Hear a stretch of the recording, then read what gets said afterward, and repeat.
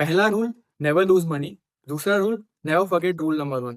दोस्तों, ये मेरा नहीं, दुनिया के सबसे successful investor mister Warren Buffett का मंत्रा है एक सक्सेसफुल इन्वेस्टर बनने के लिए। तो हेलो दोस्तों, कैसे हैं आप सब लोग। मेरा नाम है अनमोल और आप सबका स्वागत है स्टॉइक वेल्थ के यूट्यूब चैनल पे, जहाँ पे हम लोग आपके लिए फाइनेंस को सिंप्लीफाई करते हैं। तो दोस्तों, आज का हमारा video fundamental analysis for beginners का पहला वीडियो होने वाला है, जहाँ पे हम लोग ये सीखने वाले हैं कि अ, आपको किसी स्टॉक में क्या चीज़ें अवॉइड करनी चाहिए। और इसके दूसरे पार्ट में हम लोग सीखेंगे कि किसी कंपनी में इन्वेस्ट करते टाइम आपको कौन सी चीज़ों पर ध्यान देना चाहिए। प्रोमोटर फ्रॉड, कंटिन्यूस लॉसेस और हाई डेट, ये तीन ही रीजंस है जिसकी वजह से कोई भी कंपनी बैंकरप्ट होती है। तो हमें ये चीज़ें अवॉइड करनी है किसी भी स्टॉक में इन्वेस्ट करते टाइम।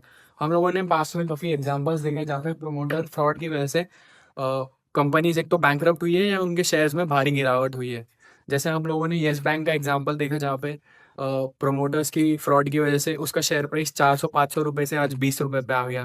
वैसे ही DHFL में फ्रॉड की वजह से कंपनी का शेयर प्राइस ही ज़ीरो हो गया। तो हमें कंपनी की मैनेजमेंट को एनालाइज करना काफ़ी इम्पोर्टेंट, हमारे लिए काफ़ी इम्पोर्टेंट होता है किसी भी स्टॉक में इन्वेस्ट करते टाइम, ताकि हम ऐसे फ्रॉड से बच सकें। दूसरा चीज़ जो हमें अवॉइड करनी है वो है कंटिन्यूस लॉसेस। अगर कोई कंपनी कंटिन्यूसली लॉस में है काफ़ी टाइम से और उसका कोई स्कोप नहीं है प्रॉफिट में आने के लिए, तो हमें ऐसी कंपनीज को अवॉइड करना चाहिए। तो दोस्तों, एक डिफरेंस होता है, कुछ कंपनीज क्या होती है कि उन लोगों की स्ट्रैटेजी होती है कि वो इनिशियल फ्यू इयर्स में लॉसेस लेते हैं, ताकि वो कस्टमर्स को ज़्यादा से ज़्यादा कस्टमर्स को अक्वायर कर सके और फिर उसको यूज़ करके वो लोग प्रॉफिट मेकिंग में ध्यान देते हैं उसके बाद, ग्रोथ स्टेज के बाद। ये स्ट्रैटेजी हम लोगों ने यूएस में अमेजोन में देखी है, जहाँ पे अमेजोन ने इनिशियल काफ़ी इयर्स में लॉसेस किए, फिर अभी काफ़ी प्रॉफिटेबल है वो कंपनी। तो हमें ये चेक करना है कि क्या उस कंपनी में इंटेंशन है प्रॉफिटेबल बनने की आगे जाकर, या वो ऐसे ही बिना किसी रीज़न के लॉसेस पोस्ट कर रही है। तो हमें ऐसी कंपनीज को अवॉइड करना है। तीसरा है हाई डेट। अगर किसी कंपनी में बहुत ज़्यादा कर्जा है तो उस पर जो इंटरेस्ट कॉस्ट का जो बर्डन होता है वो भी काफ़ी ज़्यादा होता है, जिसकी वजह से कंपनी बैंकरप्ट भी हो सकती है। ये एग्जांपल हमने देखा है अनिल अंबानी की रिलायंस ग्रुप में, जहाँ पे कंपनीज ने पहले तो काफ़ी ज़्यादा कर्जा ले लिया और जब वो रीपे नहीं कर पाए तो सारी कंपनीज बैंकरप्ट हो गई। तो हमें ये तीन चीज़ें अवॉइड करनी है किसी भी स्टॉक में इन्वेस्ट करते टाइम। तो दोस्तों, हमने अभी देखा कि वो क्या चीज़ है जो आपको किसी कंपनी में अवॉइड करनी चाहिए उसके स्टॉक में इन्वेस्ट करते टाइम। तो अभी हम लोग वो चीज़ें देखते हैं जो आपको देखनी चाहिए किसी भी स्टॉक कंपनी के स्टॉक में इन्वेस्ट करते टाइम। सबसे पहले है अंडरस्टैंडिंग ऑफ द बिजनेस। क्या आपको उस कंपनी का बिजनेस मॉडल अच्छे से समझ में आ रहा है या नहीं। तो इसके लिए एक कॉन्सेप्ट है सर्कल ऑफ कॉम्पिटेंस, जो कि ये बोलता है कि आपको उन्हीं कंपनीज में इन्वेस्ट करना चाहिए जहाँ पे आपको ये समझ में आता है कि वो बिजनेस है क्या एग्जैक्टली, उसका बिजनेस मॉडल क्या है कंपनी का। तो फॉर एग्जांपल, अब अगर आप किसी बैंक में काम करते हैं तो आपके लिए किसी बैंकिंग शेयर को एनालाइज करना बहुत ही ईजी होगा और आप फिर बेटर इन्वेस्टमेंट डिसीजंस भी ले पाएंगे।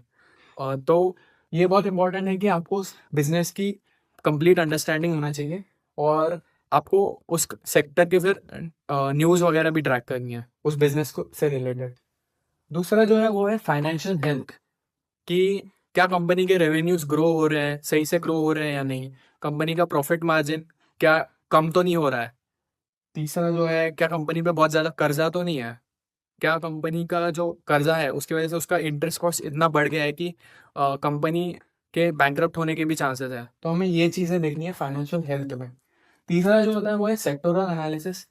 तो दोस्तों, क्या होता है कि कुछ सेक्टर्स जो है वो इजी टू ऑपरेट इन होते हैं, वेरस कुछ सेक्टर जो होते हैं वो बहुत ही डिफिकल्ट होते हैं और वहाँ पे कंपनीज का फेलियर रेट जो है वो बहुत ज़्यादा होता है। जैसे फॉर एग्जांपल, एयरलाइन का सेक्टर जो है वो बहुत ही डिफिकल्ट सेक्टर है। वैसे ही टेलीकॉम का भी, क्योंकि इन सेक्टर्स में जो है वो कॉस्ट ऑफ सेटिंग अप बहुत ही ज़्यादा होता है, बिजनेस को स्टार्ट करना बहुत ही एक्सपेंसिव होता है। और अगर आप सही से ऑपरेट नहीं करते तो इनमें मेजोरिटी ऑफ द कंपनीज जो है वो बैंकरप्ट होती है। जैसे एयरलाइन सेक्टर में हम देखें तो लास्ट 20 साल में 10 में से 7 या 8 कंपनीज बैंकरप्ट हो जाती हैं। तो हमें सही से सेक्टर चूज करते आना चाहिए। जैसे अभी अगर हम करेंटली देखें तो कुछ सेक्टर्स जो है वो काफ़ी हाई ग्रोथ स्टेज में है और उनकी, जैसे रिन्यूएबल एनर्जी हो गया या इलेक्ट्रिक व्हीकल्स हो गया, ये सेक्टर जो है वो अभी टेल विंड चल रहे हैं इनके, मतलब काफ़ी ज़्यादा पुश मिल रहा है गवर्नमेंट से भी। तो हमें ऐसे अट्रैक्टिव सेक्टर्स में इन्वेस्ट करना है। चौथा जो है वो है वैल्यूएशन। तो वैल्यूएशन बेसिकली क्या होता है कि अगर कोई चीज़ 100 रुपए की है तो हमें ये ट्राई करना है कि वो हम चीज़ 80 रुपए में खरीद पाए। तो वैसे ही स्टॉक मार्केट में अगर आप कैलकुलेट करते हैं कि किसी शेयर का प्राइस 100 रुपये होना चाहिए और वो अभी मार्केट में 70 या 80 रुपये में चल रहा है, तो हम उस शेयर को बिल्कुल खरीदेंगे।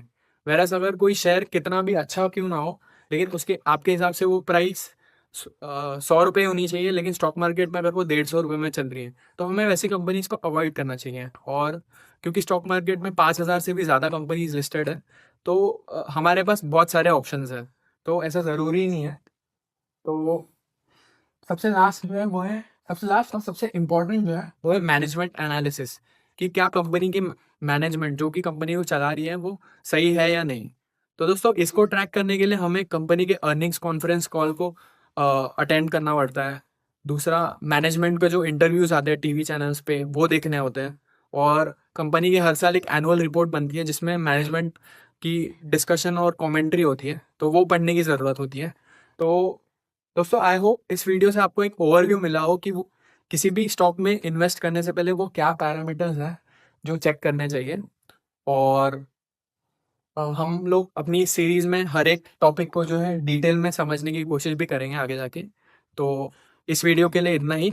आई होप आपको ये वीडियो पसंद आया हो। अगर पसंद आया है तो इसे लाइक और शेयर करना ना भूलिए, और ऐसे ही इन्फॉर्मेटिव वीडियोस के लिए स्टॉइक वेल्थ के यूट्यूब चैनल को सब्सक्राइब करना ना भूलिए। See you in the next video.